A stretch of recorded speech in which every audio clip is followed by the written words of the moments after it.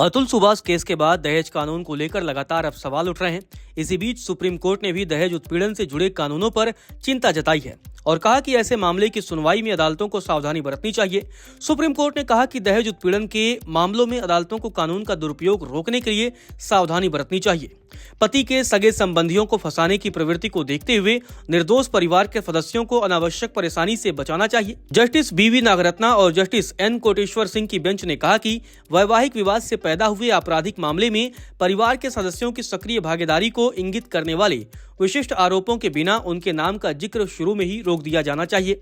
Supreme court ने कहा कि न्यायिक अनुभव से यह सर्वविदित तथ्य है कि वैवाहिक विवाद उत्पन्न होने की स्थिति में अक्सर पति के सभी परिजनों को फंसाने की प्रवृत्ति होती है।